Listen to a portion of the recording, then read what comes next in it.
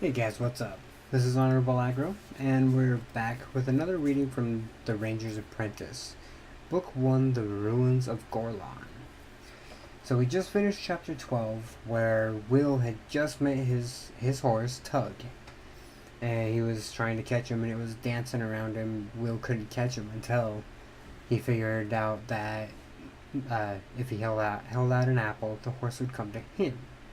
So instead of him chasing the horse, he waited for the horse to come to him, which was smart.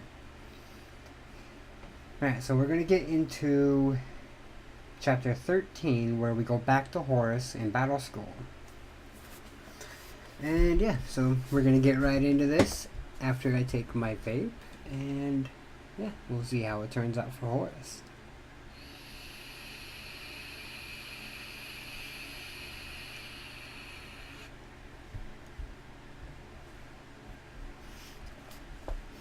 Alright, chapter 13. So, you saw it? What did you think? Sir Rodney asked. Carl reached across and poured himself another tankard from the jug of beer that was on the table between them. Rodney's quarters were simple enough, even Spartan when it was remembered that he was head of the battle school. Battle masters in other fiefs took advantage of the position to surround themselves with the trappings of luxury, but that wasn't Sir Rodney's style. His room was simply furnished with a pinewood table for a desk and 6 straight-backed pine chairs around it. There was a fireplace in the corner, of course. Rodney might have preferred to live in a simple style, but that didn't mean he enjoyed discomfort, and winters in Castle Redmond were cold. Right now it was late summer, and the thick stone walls of the castle buildings served to keep the interiors cool. When the cold weathers came, those same thick walls would retain the heat of the fire. On one wall, a large bay window looked out over the battle school's drill field. Facing the window, on the opposite wall, was a doorway screened by a thick curtain, leading to Rodney's sleeping quarters. A simple soldier's bed and more wooden furniture. It had been a little more ornate when his wife, Antoinette, was still alive, but she had died some years previously, and the rooms were now unmistakably masculine in character, without any item in them that wasn't functional and with an absolute minimum of decoration. I saw it, Carl agreed, not sure that I believed it, but I saw it. You saw it only once, said Rodney. He was doing it constantly throughout the session, and I'm convinced that he was doing it unconsciously. As fast as the one I saw? Carl asked. Rodney nodded emphatically. If anything, faster. He was adding an extra stroke to the routines, but staying in time with the call. He hesitated, then finally said what they were both thinking. The boy is a natural. Carl inclined his head thoughtfully. Based on what he'd seen, he wasn't prepared to dispute the fact. And the battlemaster had been watching the boy for some time during the session. He knew. But naturals were few and far between. They were those unique people for whom the skill of swordplay moved into an entirely different dimension. It became not so much a skill as an instinct to them. They were the ones who became the champions, the swordmasters. Experienced warriors like Sir Rodney and Sir Carl were expert swordmen, but naturals took the skill to a higher plane. It was as if for them, the sword in their hand became a true extension, not just of their bodies, but of their personalities as well. The sword seemed to act in an instant communion and harmony with the natural's mind, acting even faster than conscious thought. Naturals were possessed of unique skills in timing and balance and rhythm. As such, they presented a heavy responsibility to those who were entrusted with their training, for those natural skills and abilities had to be carefully nurtured and developed in a long-term training program to allow the warrior, already highly proficient as a matter of course, to develop his true potential for genius. "You're sure?" Carl said, eventually, and Rodney nodded again, his gaze out the window. In his mind he was seeing the boy training, seeing those extra flickers of lightning-fast movement. "I'm sure," he said simply. "We'll have to let Wallace know that he'll have another pupil next semester." Wallace was a sword master at the Redmont Battle School. He was the one who had the responsibility for adding the final polish to the basic skills that Carl and the others taught. In the event of an outstanding trainee, as Horace obviously was, he would give them private instruction in advanced techniques. Carl curled his bottom lip thoughtfully as he thought about the time frame Rodney had suggested.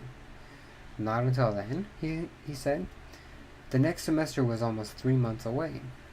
Why not get him started straight away? From what I saw, he's already mastered the basic stuff." But Rodney shook his head. "We haven't really assessed his personality yet," he said. "He seems a nice enough lad, but you never know. If he turns out to be a misfit of some kind, I don't want to give him the sort of advanced instruction that Wallace can provide." Once he thought of it, Carl agreed with the battlemaster. After all, if it should turn out that Horace had to be disqualified from battle school because of some sort of failing, it might be embarrassing, not to mention dangerous. If he were already on the road to being a highly trained swordsman, disqualified trainees often reacted with resentment. "And another thing," Rodney added, "let's keep this to ourselves, and tell Morton the same. I don't want the boy hearing any word of this yet. It might make him cocky, and that could be dangerous for him." "That's true enough," Carl agreed. He finished the last of his beer in 2 quick draughts, set his tankard down on the table, and stood. "Well, I'd better be going. I've got reports to finish." "Who hasn't?" the battlemaster said with some feeling. And the two old friends exchanged rueful grins.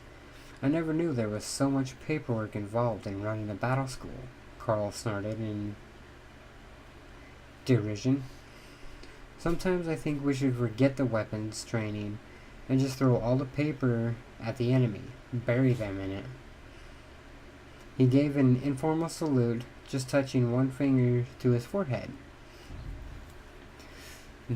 That was in keeping with his seniority. Then he turned and headed for the door. He paused as Rodney added one last point to their discussion. "Keep an eye on the boy, of course," he said, "but don't let him become aware of it." "Of course," Carl replied. "We don't want him to start thinking there's something special about him." At that moment, there was no chance that Horace would think there was anything special about him, at least not in any positive sense. What he did feel was that there was something about him that attracted trouble. Word had gone around about the strange scene at the training ground. His classmates, not understanding what had happened, all assumed that Horace had somehow annoyed the battlemaster, and now waited for the inevitable retribution. They knew that the rule during the first semester was that when one member of the class made a mistake, the entire class paid for it. As a result, the atmosphere in their dormitory had been strained, to say the least. Horace had finally made his way out of the room, intending to head for the river to escape the condemnation, sorry, and blame he could feel from the others. Unfortunately, when he did so, he walked straight into the waiting arms of Alda, Bryn, and Jerome. The three older boys had heard a garbled version of the scene at the practice yard. They assumed that Horace had been criticized for his sword work and decided to make him suffer for it. However, they knew that their attentions would not necessarily meet with the approval of the battle school staff. Horace, as a newcomer, had no way of knowing that this sort of systematic bullying was totally disapproved by Sir Rodney. And the other instructors... Sorry guys, my phone went off again. And the other instructors. Horace simply assumed that that was the way things were supposed to be, and, not knowing any better, went along with it, allowing himself to be bullied and insulted. It was for this reason that the 3 second-year cadets marched Horace to the riverside, where he had been heading anyway, and away from the sight of instructors. Here, they made him wade thigh-deep into the river, then stand at attention. "Baby can't use its sword properly," said Alda. Bryn took up the refrain. "Baby made the battlemaster angry. Baby doesn't belong in battle school. Baby shouldn't be given swords to play with. Baby should throw stones instead," Jerome concluded the sarcastic litany. "Pick up a stone, baby." Horace hesitated, then glanced around the riverbed. The riverbed was full of stones, and he bent to get one. As he did so, his sleeve and the upper part of his jacket became soaked. "Not a small one, baby," Alda said, smiling evilly at him. "You're a big baby, so you need a big stone." "A great big stone," Bryn added, indicating with his hands that he wanted Horace to pick up a large rock. Horace looked around him and saw several larger pieces in the crystal clear water. He bent and retrieved one of them. In doing so, he made a mistake. The rock he chose was easy to lift under the water, but he brought it above the surface. He grunted with the weight of it. "Let's see it, baby," Jerome said. "Hold it up." Horace braced himself, and the swiftly running current of the river made it difficult to keep his balance and hold the heavy rock at the same time. Then he lifted it to chest height so his tormentors could see it. "Right up, baby," Alda commanded. "Right over your head." Painfully, Horace obeyed. The rock was feeling heavier by the second, but he held it high above his head, and the three boys were satisfied.